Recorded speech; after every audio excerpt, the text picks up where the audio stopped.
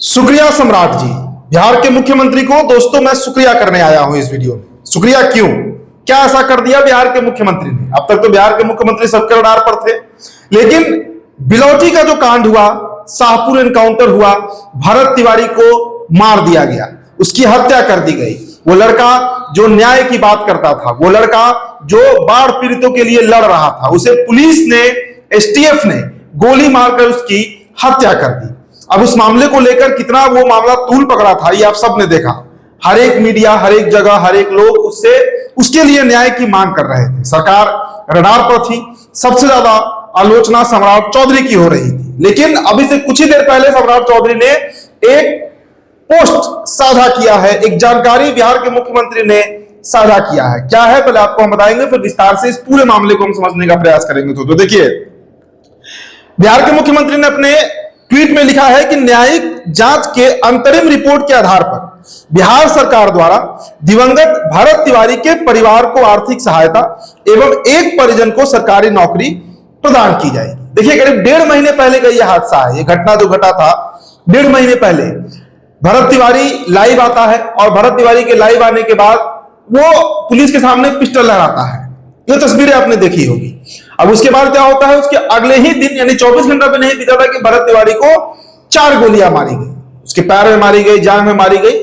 उसके बाद उसे अस्पताल लेकर जाया गया, जहां उसकी मौत हो जाती है। अब उसके बाद पूरे देश में ये मामला जो है वो तूल पकड़ लेता है, राष्ट्रीय खबर बन जाता है, देश के सारे पत्रकार पहुंच जाते हैं शाहपुर बिलौटी। और उसके बाद लगातार भारतीय जनता पार्टी का विरोध होने लगता है, बीजेपी का विरोध होता है। होना भी चाहिए भाई, सरकार है, सरकार की ही जवाबदेही होती है और सरकार को ही जवाब देना पड़ता है अगर आप सत्ता में है। सम्राट चौधरी का 100 दिन पूरा हुआ है, अभी मुख्यमंत्री 110-115 दिन हुआ है, तो करीब करीब आप 3 महीने मान सकते हैं। और इस बीच इतना बड़ा घटना, इस मामले को लेकर पुलिस विभाग पर सवाल उठा, जो शाहपुर के डीएसपी हैं उन पर सवाल उठा, इसके अलावा एसटीएफ पर सवाल उठा, क्योंकि एसटीएफ के जवान ने ही गोली मारी थी, ये बात भी सामने आ गया। कुंदन कृष्ण पर भी सवाल उठा, जो एसटीएफ के डीजी हैं। तो और इसी बीच बांकीपुर का चुनाव भी हो गया। हालांकि बांकीपुर चुनाव बीजेपी हार गई, लेकिन बांकीपुर चुनाव के बीच में ही सम्राट चौधरी ने भरत तिवारी के परिवार से मुलाकात की थी, जिसको विरोधी खेमा कह रहा था कि सवर्णों की नाराजगी के चलते सम्राट चौधरी ने इनसे मुलाकात की है। लेकिन दोस्तों, अब जब तथ्य सामने आ गया, देखिए न्यायिक प्रक्रिया है, जांच होने में जो समय लगा सो लगा। 11 अभी तक 11 लोगों की इसमें गिरफ्तारी हो चुकी है और सबके सब वर्दी वाले हैं, सब सरकारी वर्दी वाले हैं जिनकी गिरफ्तारी हुई है, और भी गिरफ्तारियां भी हो सकती है। और जो प्राथमिकी दर्ज हुआ, जो जांच हुआ, जो अंतरिम रिपोर्ट आया है, उसके आधार पर यह बात स्पष्ट हो गया कि भरत तिवारी को मारा गया है, उसकी हत्या की गई है। और जैसे ही ये रिपोर्ट सामने आता है, उसके तुरंत बाद, देखिए इसमें कोई विलंब नहीं हुआ है, बिहार के मुख्यमंत्री सम्राट चौधरी ने उस परिवार का साथ दिया, उस परिवार में एक सरकारी नौकरी देने का ऐलान कर दिया और आर्थिक सहायता भी जो है, यानी पैसा रुपया भी जो है उस परिवार को अब मिलने जा रहा है। तो ये एक आम बिहारी की जीत है, एक वैसे युवक की जीत है जो क्रांति लाना चाह रहा था, जो लड़ना चाह रहा था। भरत तिवारी को तो मतलब अब तो वो जीवित नहीं है, दिवंगत हो चुके हैं, लेकिन कम से कम जाते जाते उन्होंने बिहार को एक रास्ता दिखा दिया। और सम्राट चौधरी को मैंने धन्यवाद वीडियो की शुरुआत में इसलिए किया क्योंकि बहुत अधिक किरकिरी बिहार के मुख्यमंत्री की हो रही थी। देखिए दोस्तों, मैं बार बार कहता हूं, समय देना होता है। अभी कितना दिन हुआ सम्राट चौधरी को मुख्यमंत्री बने हुए? 100 दिन। अब इस पर लोग क्राइम की बात करते हैं, तो आप बताइए कि कौन से मुख्यमंत्री के कार्यकाल में क्राइम नहीं हो रहा था बिहार में? क्या नीतीश कुमार के समय नहीं हो रहा था? नीतीश कुमार के जाते जाते समय तक जहानाबाद का नीट छात्रा हत्याकांड हो गया, उनके पुत्र तक पे आरोप लग गया, निशांत कुमार जो स्वास्थ्य मंत्री बने हुए हैं। उसके पहले चलिए, लालू प्रसाद यादव का शासन कल क्या उसमें क्राइम नहीं हो रहा था? उसके भी पहले चलिए, जगन्नाथ मिश्र का समय, बॉबी हत्याकांड हुआ था, उस समय देश का मशहूर रेप और हत्याकांड हो गया था जगन्नाथ मिश्र के समय। उसके भी पहले चलिए, आप श्री बाबू से उठा लीजिए, बिहार में अब तक इतने मुख्यमंत्री हुए हैं कि इनके शासन काल में ऑर्गेनाइज क्राइम नहीं हुआ है।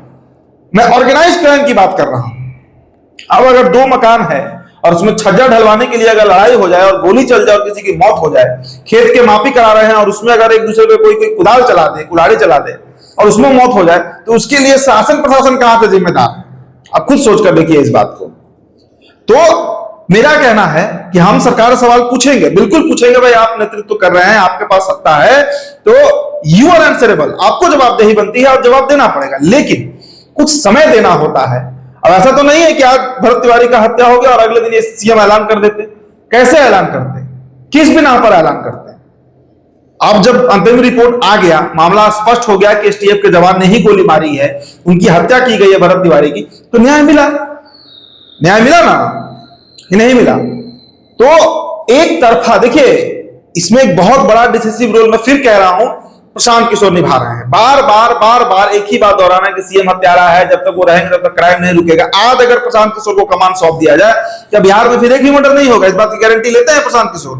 कोई नहीं ले सकता है इसका गारंटी, कोई भी मुख्यमंत्री इसका गारंटी नहीं ले सकता है। केरल जो इतना डेवलप स्टेट है, यहाँ का मुख्यमंत्री आजादी के बाद से डेवलपमेंट ही कर रहा है, आज लिटरेसी रेट वहां का 96% है।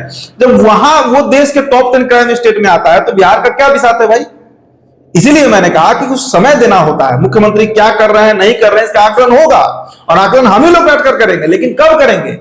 चुनाव के पहले करेंगे, 29 के लोकसभा चुनाव के पहले करेंगे। कम से कम एक साल भी बीत जाए तब समझ में आएगा कि बिहार में क्या हो रहा है, क्या रोजगार मिल रहा है, नहीं मिल रहा है, क्या रोजगार सृजन के लिए कुछ किया जा रहा है, शिक्षा के लिए कुछ किया जा रहा है, अस्पतालों के लिए कुछ किया जा रहा है, लाइब्रेरी का कितना सुधार हुआ, सड़क कितना अच्छा बना, बिजली की क्या स्थिति है, वो तमाम मापदंड तय किए जाएंगे। लेकिन कुछ समय देना होगा।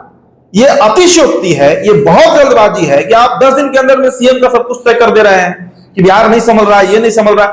मैं कोई सम्राट चौधरी के पक्ष, मैंने खूब मुखालफत किया है सम्राट चौधरी का, मैं खूब विरोध किया है इस मौजूदा मुख्यमंत्री का। लेकिन न्याय का मापदंड क्या है? न्याय का मापदंड वही है जो आज हुआ, भरत तिवारी को इंसाफ मिला, ये न्याय है। और ये न्याय बिहार के मुख्यमंत्री ने किया, ये न्याय बिहार के मुख्यमंत्री ने किया। तो जब गाली सरदार को, तो ताली भी तो सरदार को ही देना होगा, इस बात से तो आप इनकार नहीं कर सकते हैं। और एक एजेंडा जो सेट किया जा रहा है, रोज सेट किया जा रहा है मौजूदा मुख्यमंत्री के खिलाफ, वो गलत है, वो एकदम गलत है। मैंने फिर कहा कि कुछ समय दीजिए, 6 महीना, साल भर, 1.5 साल बीते तो हमें और आप बैठ कर तय करेंगे ना कि सीएम साहब ने क्या किया। नहीं करेंगे तो फिर रोज मुखालफत होगा, रोज खिलाफत करेंगे।